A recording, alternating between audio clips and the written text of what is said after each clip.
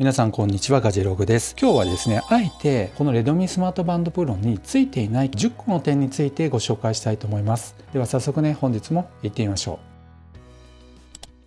まず最初の点ですね。それは GPS がついていないという点です。GPS もね、いろいろな種類があるんですけども、アメリカのね、メジャーな GPS、そして中国のベイドウとかね、ロシアのグロナス、ヨーロッパのガリレオ、そして日本の導きがあります。いずれの受信するチップは一切入っていませんので、これ単体ではウォーキングやランニングをしてもそのマップ上にその軌跡をマッピングすることはできません。そして次ですね、それは非接触の決済機能がついてないという点です。簡単に言うならばお財布機能がついてません。Apple Watch とかはねついてますね。フィットビットとかもガーミンとか一部Suicaとかには対応しているモデルがありますけども、こちらのレドミスマートバンドプロには一切そのあたりの機能はついていません。ですのでお店行ってねコンビニとかで端末にかざして購入するっていったことはできませんので、そのあたりもご注意ください。次ですね、通話機能がついていません。通話機能っていうのはいわゆるサイドとかね、裏にマイクとかスピーカーがついていて、こういったねスマホにかかってきた電話を Bluetooth でつながっているわけですので、着信通知をしてそのままここで応答して話すといった機能ができません。そういった機能がねできるのは結構上のモデルになりまして、やっぱり1万円以上のモデルがそういったものに対応してますね。次についていない機能は音声アシスタントがついていないといった点です。音声アシスタントっていうのはいわゆるですね、今あんまり発生すると音声アシスタント機能がね動いてしまうかもしれませんが、いわゆる Amazon のあれとそして Google のあれですね、2つがこちらはどちらもついていませんので、呼びかけてレスポンスをもらうっていったことはできません。それもねついているのはかなり高機能モデルのみになりますし、日本でもね最近出た Xiaomi Watch S1 っていうシリーズがあるんですけども、せっかくグローバルモデルでは使えると言って発売されたのに、日本ではそういった機能を使えなくなっている。もしかしたら今後ですねアップデートされて使うことができるかもしれませんが、なかなかねそれが日本で自由に使える状態ではないようなんですね。そういった点でましてやこのスマートバンドにはそういった機能はついてません。次についていない機能は高度計、そして気圧計です。もうそれに関してもやっぱり高機能モデルのみになりますので、そのあたりもね致し方ないかなという気はします。ただ実際についていたらいいですよね。気圧計なんかはやっぱりこの文字盤で1010ヘクトパスカルとかね、もしくは台風が近づいてくるとひどい時にはね900ヘクトパスカルとかね、そういうふうに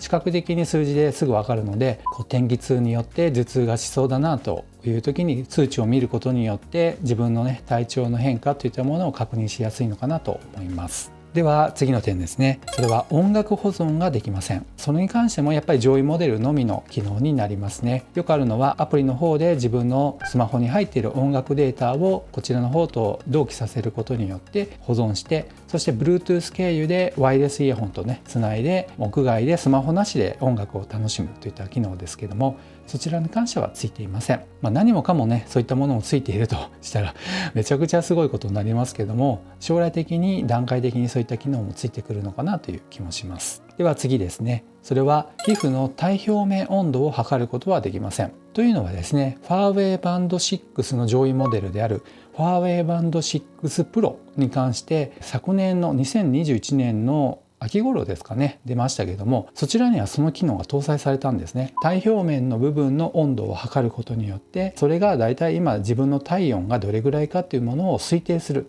そういった機能になります。こちらのレドミスマートバンドプロにはその機能はついていません。では次ですね。それはアラームに関してですけども、スマートアラーム機能はついていません。ファーウェイバンド6についている機能なんですが、こちらの対抗馬としてね出てきましたけどもついていないんですね。残念です。こちらのメニューですね、ここを押しますとアラームの機能に飛べるんですけども、この本体からアラームの設定はできませんし、ファーウェイバンド6でついていたスマートアラームもついていません。でスマートアラームがついていると何がいいかというと、例えば今6時45分にセットしているんですけども、この時間の例えばですね5分前、10分前、20分前、30分前みたいにそのファーウェイバンド6の方はできるんですが、そうするとですね起きやすいタイミングを見計らってその10分前とか5分前でこの設定した時間よりも早めに起こしてくれるわけですね。その機能がこちらにはついていませんので、このジャストタイムでしか起こすことができません。では次ですね。それは物理ボタンがついていないといったことです。当然ながらここですね、物理ボタンがついていません。両方ついていないわけですね。ここもそうですけども、上もついていません。ですのでこういうボタン類が一切ないので、例えばこういったホームから戻したい時ですね、ホームに戻りたい時に一切何もできないわけですね。そういった時にはこうして回していわゆるスワイプしてホームに戻るといった方法しかないのがちょっと残念なんですね。もしくは戻る時にですね、こうやって覆うことによって戻りますよって言ってるんですけど、私の場合戻らないんですよね。なぜか戻らないんですよ。例えばここからストップウォッチから戻りますと、はい、戻らないんですね。これ何なんでしょうかね。センサーの個体差っていうのがあるのかもしれませんね。では最後の点ですけども、それは有料の文字盤がないといった点です。これもやっぱりね、ファーウェイバンド6に関してと比較になりますけども、有料の文字盤が一切なく、いわゆるアプリの中に入っているデフォルトのものしかこちらの方に同期することができません。ちょっと見ていただきますと、このスマホの中にね、このローカルってあるんですけども、こちらはもうすでにこのレドミスマートバンドプロ本体の方にもう同期されているデータの中身になります。そしてオンラインといった方なんですけども、こちらはですね、Xiaomiの方で準備した文字盤がいくつかあります。こういった感じなんですけども、例えばアクティビティってありますが、こういった感じですね。こうスクロールするほどないんですね。でもね、本当にたくさんめちゃくちゃあるなというほどではないんですね。これに関してはやっぱりファーウェイバンド6の方が種類的には優れてるなという気はします。個人的に将来ですね、ついてくるんじゃないかなというふうに思うのは、まずね、スマートアラーム機能あたりですね。これは別にソフトウェアアップデートで可能じゃないかなという気がしますので、次期モデルとかで期待したいなと思います。そして次期モデルあたりには GPS もついてくるのかなという気はします。数がたくさんね売れますと、そういったチップのね一つあたりのお値段っていうのもだいぶ安くなってきますので、将来ついてくるんじゃないかなという気はします。そしてもう一つはやっぱり有料の文字盤がこちらの方にも入ってきてカスタマイズがしやすくなるのかなという気もします。お財布機能は正直言って一番欲しい機能なんですね。Suica とかがねこれ使えたら相当便利になりますよね。もしくはビザタッチとかね、そういった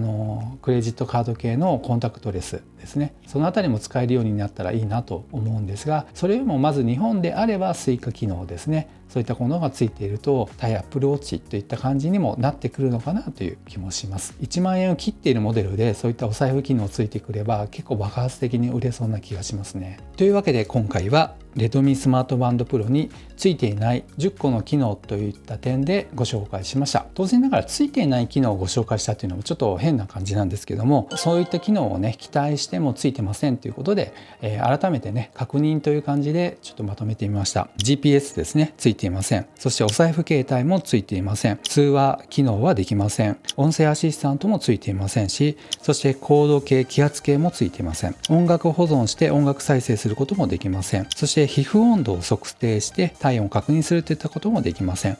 そしてアラームに関してはスマートアラーム機能はついていません。また物理ボタンですね、そういったものもついていませんので、ワンタップでねホームへ戻るといったこともできません。そして最後に有料の文字盤を設定することができませんので、なかなかねデフォルトの中のバリエーションから選ぶという形になりますので、たくさんめちゃめちゃありますよっていったことではありませんので、今ご紹介しました10個の点についてはついていないということで踏まえておきたいと思いますね。では本日は以上となります。この動画が良かったよという方は高評価、そしてまだの方はぜひこの機会にチャンネル登録をお願いいたします。ではまた次の動画でお会いしましょう。さよなら。